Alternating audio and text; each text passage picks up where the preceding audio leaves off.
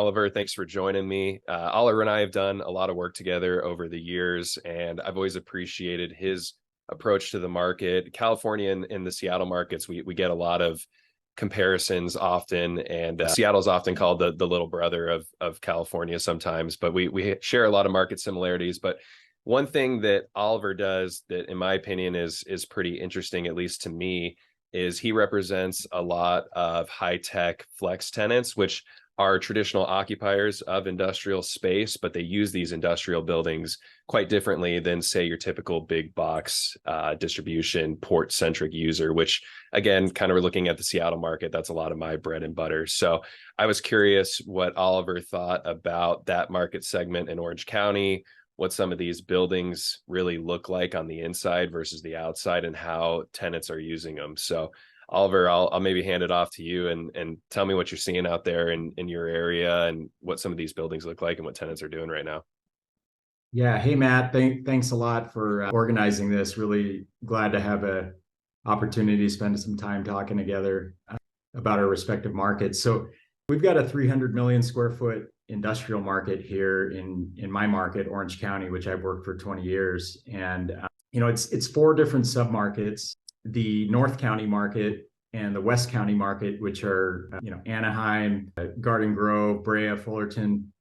Those cities tend to be more, of your traditional warehouse, distribution, manufacturing users that you're probably more used to in your market. The IBC and South Orange County, which is, greater Irvine Spectrum, Lake Forest, Foothill Ranch, they tend to have some warehouse users, some traditional distributors, but it's more gravitated towards, flex and R&D companies, engineering groups. It really kind of a hub for innovation. A lot of it has to do with proximity to UC Irvine.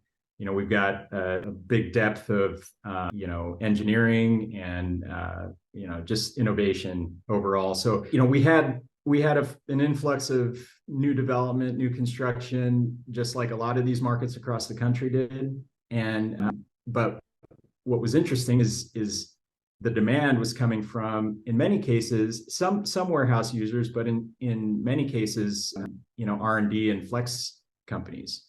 I had the privilege of representing a fusion energy company that leased a 100,000 square foot new development from LBA here in Irvine Spectrum. And the competition for the building at the time was, a satellite user, another engineering group. So it was interesting. I mean, it's sort of, we've always had, kind of that underlying demand from engineering and tech companies for the 20 years that I've worked the market. So yeah, I think it'll bode well for us going forward into 2024, as we've got, kind of a slowdown in demand, but we've got the luxury of having not only the warehouse users, but, a few different other industries that hopefully help to stabilize things.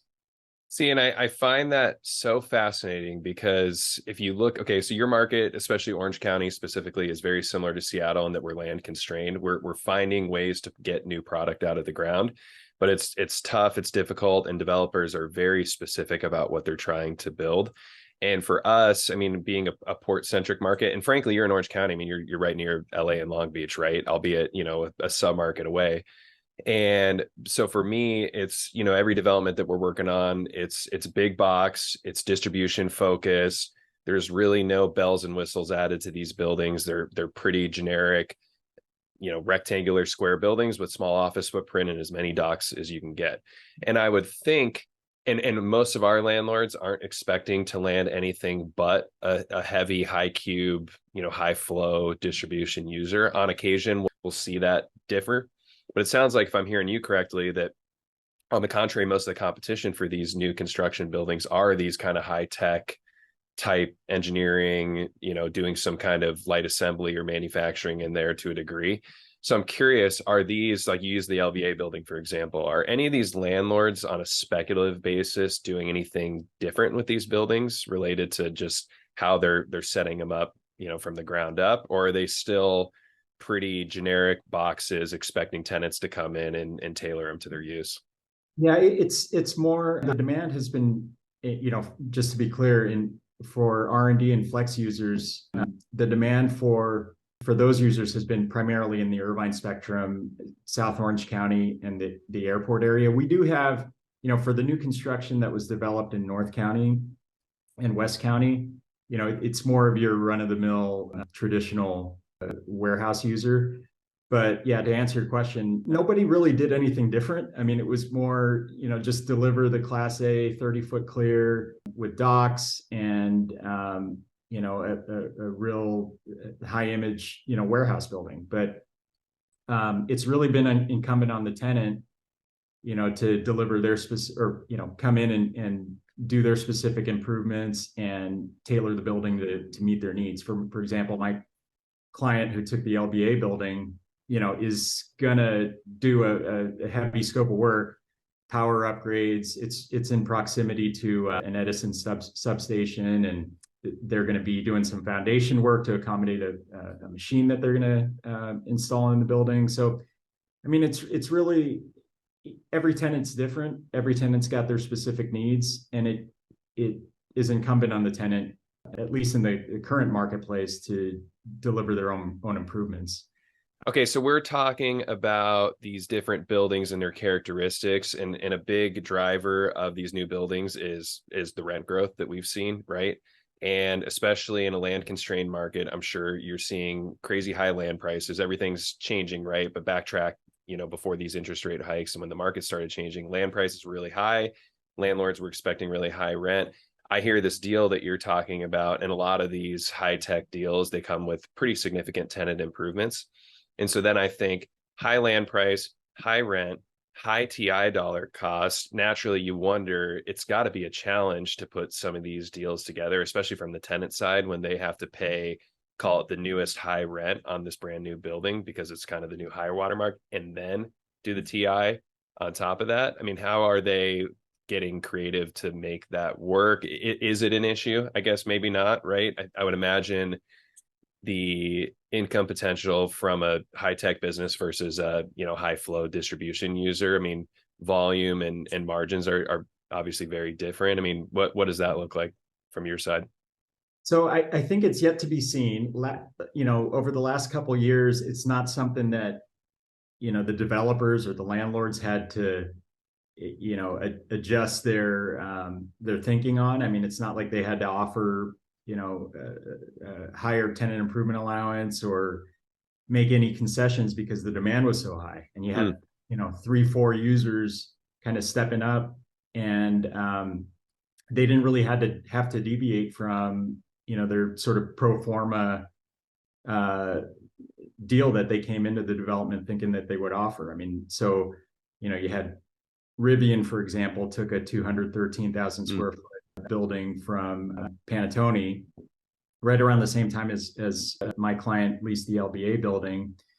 And then subsequent to that, there was a group called Tenant, which is a satellite, aerospace company, leased a new development from WP Carey.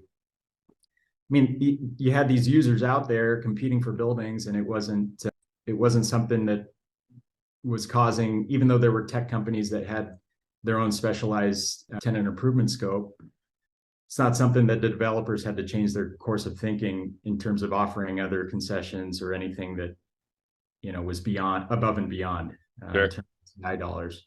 Interesting. So how that changes going forward into 2024, I don't know. I mean, in our market, we've got 10 buildings coming out of the ground that are nearing completion, in that call it 100 to 200,000 square foot range. And now you got some competition, right? And so if there's a kind of a slowdown in demand, not sure how developers are going to have to sort of change their thinking or thought process on that. So be interesting going forward. Yeah, let's drill down on that. So if you're a tenant whose lease is expiring in 24 and you're out in the market looking for space right now, what kind of advice are you giving these tenants? What's kind of the general guidelines, maybe in comparison to what it's been in years past, assuming it's maybe a little different now? Yeah, I think tenants are going to have the luxury of being a little more deliberate and not having to, encounter a situation where they're in a competitive environment with, three, four different companies for a building and having to step up. I think they're going to have more options. So it's going to bode well for them. So I think it's sort of back to what we encountered in 2008, where you had more options, you had a greater depth of landlords sort of getting more aggressive for deals. I kind of see that happening in 2024, where tenants are going to have a little bit of leverage and hopefully be able to sort of capitalize on that. So I think that's a lot of the same that we're seeing up here. Our demand has definitely shifted. I would argue it certainly hasn't fallen off the cliff. If you look at our vacancy, we were sitting around 3% for a while, and now we're kind of up to 5.5, which is obviously by all measures a huge uptick, but back that out into the grand scheme of things, to be 5% vacant, I mean, that's still a very healthy market, and indicates that while there's more choices, there's still not a ton of choices. So I wouldn't argue, at least specific to Seattle. I mean, it's definitely not a landlord's market, or I'm sorry, it's not a tenant's market yet. I think tenants, to your point, are going to have more options. Backtrack a couple of years ago, if you were looking at a building, you might be one of four looking at it, and you didn't really have any leverage or negotiating power. I think in 2024, that's definitely going to change. It's already heading in that direction, where we're seeing concessions tick up. Landlords are more eager to land deals versus just, we'll wait, somebody else will show up, right, if you're not interested. So that'll be really interesting to watch. Yeah, I mean, I think if you're a tenant in 2024 with a lease expiration looking at your options, it's really going to be a great time. Historically, rental rates are still much higher. For example, if you had signed your last, assuming you did a 5-year lease in 2019 and it's expiring next year, yeah, you're probably still seeing a pretty healthy rent bump, which seems contrary kind of to everything that we're talking about right here. But you're going to at least have options. You're going to have some leverage. You're going to be able to maybe get a few more things that you wouldn't get before. So that'll be really, I'm looking forward to it. I think both from the landlord and the tenant side. On the landlord side, it'll be interesting to figure out how to get creative to land deals. And on the tenant side, to see really how much you can leverage and get out of your position, and what value do you bring as a tenant to the building, right? Because that's a big one that we never really talk about, is landlords, they look for credit tenants, right? And if you're not a credit tenant, how do you still get a favorable lease or leverage other components of your tenancy that aren't necessarily your balance sheet? So it's there's a lot of balls in the air. It's going to be interesting, to say the least. Yeah. Hey, just curious. So in your market, in our market, we've got second generation space that's starting to become a little more relevant now. We had such a tight vacancy factor in the last couple of years as these buildings were coming out of the ground. I mean, they were getting pre-leased like that. So are you starting to see, any second generation space that's maybe, not got the level of specifications that the new product has? And how's that playing into your, sort of market dynamic in terms of price differential and, tenants gravitating towards one or the other? Great question. And it's actually, that's a really relevant metric that we're looking at right now, because basically what we've seen here in Seattle is this big flight to quality. And I think that's pretty common across the country right now, from what I'm hearing. And what that's ending up doing is these tenants are leaving these Class B, Class C that arguably might have been Class A not too long ago, but they have lower clear heights, maybe inferior truck courts, shorter truck courts that don't facilitate heavy loading. Pick your 5 metrics that might knock a building, right? These tenants are leaving those buildings, and they're really not getting backfilled right away. Before they would, because we were in such a tight, low vacancy market, the tenants just needed space, and they would take what they could get at the moment because they were competing, and it was a challenging marketplace for a tenant. Along the lines of everything that we're talking about right now, as tenants are getting more options, one, they're gravitating towards Class A and being patient to get Class A options. And two, I mean, if they are looking at Class B or Class C, it's really got to make a lot of sense, in that it has to offer a discount on rent. I think that's arguably the most important if you're going to go to an inferior building. And then two, what are you doing to make that call it inferior building functional for your use, right? And there's only so much you can do to a building. It's not as easy as just, raising a roof or extending a truck court, because you don't necessarily have more land. But landlords are getting creative to try to convert some of these older buildings to make them usable for the tenant base. But I think in the grand scheme of things, what I'm seeing currently and what it's going to probably continue is I think a lot of the second generation space is it's either going to sit vacant, or landlords are going to have to offer a really attractive deal relative to comparable spaces in the market. I mean, I don't want to say it's a problem, but it's kind of a problem. Yeah, I mean, I think that's going to be an interesting thing to watch for us here in our market as well. But the kind of the critical thing is this price differential. You got these where the new developments are underwritten based on a rent above. In our market, it's like $2 per square foot is kind of the threshold that all these new developments are kind of aiming for. You've got second generation product that it sure has maybe 24-foot clear height versus the 30 for the new stuff, and maybe has a little more antiquated office element, but they'll do $170 deal. So, I think for an R&D user that maybe in our market that doesn't need 30-foot clear particularly, maybe they'll gravitate towards the second generation product. So it's going to be an interesting sort of give and take, push pull dynamic to sort of evaluate going forward. Is what's that 30-40 cent rent differential worth, right? Sure. Yeah, that makes a lot of sense. I've got a thought here, brokerage wise, switching from kind of representing tenants and what's going on in the market.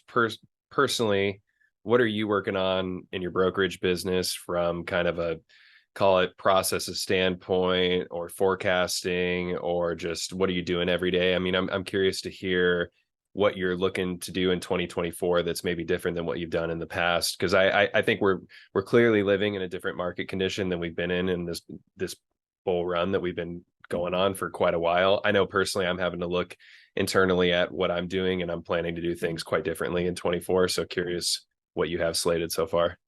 Yeah, I think kind of likening this to 2008, where you have a lot of tenants that are going to have options. It's going to be very similar to that. It's going to be helping tenants to leverage their options on a lease renewal scenario. It's going to be providing them market information and guidance, and helping them maybe look to downsize, maybe look to do a shorter term lease. I think a lot of those things that weren't in play for the last three to 4 years are going to be in play now, just based on the market and demand and availability. So I think just being relevant for my clients is going to be a big thing, and just being a value added partner.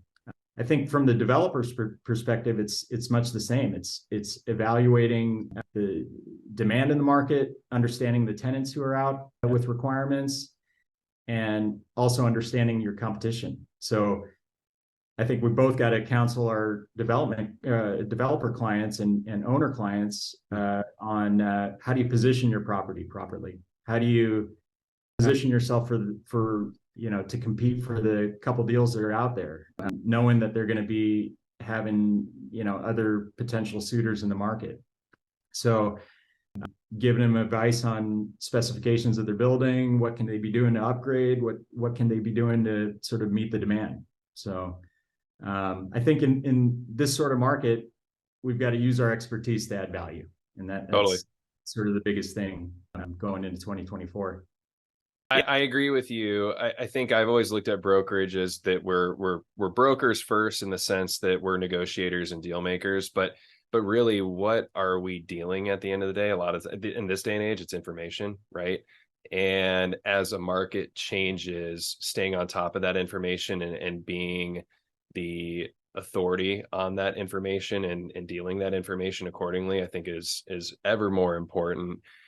You'd probably agree with me that when the market's humming and you're going back to the tenant example, and you don't necessarily have a ton of options, and your business is growing and you need the space, you have to make decisions really quick, right? And it feels like things have slowed down, and you don't necessarily have to make a decision as quick. Doesn't mean the decision is any less important or critical to the, call it, financial bottom line or the future of the company, but you can be a little bit more deliberate, like you suggested. And so I know what I'm trying to do is really be more process oriented in everything I'm doing with my clients, and that really diving deep on everything that we're considering and looking at, using data, using trends, using forecasting to really make more informed decisions. Because we're at least fortunately kind of in a period now where we have a little more time to do that. And so I think, to your point, and echoing what you said, I think the brokers that are going to do well through this changing market conditions, and the tenants that are going to want to work with them, the landlords that are going to want to work with them, the developers that are going to want to work with them, are the kinds that can see that we're spending more time than ever, frankly, being more deliberate in what we're tracking in the market and the information that we're trying to utilize for each of those various groups' benefit. I think it's going to be interesting, to say the least. I'm looking forward to it. It's a challenge. Yeah.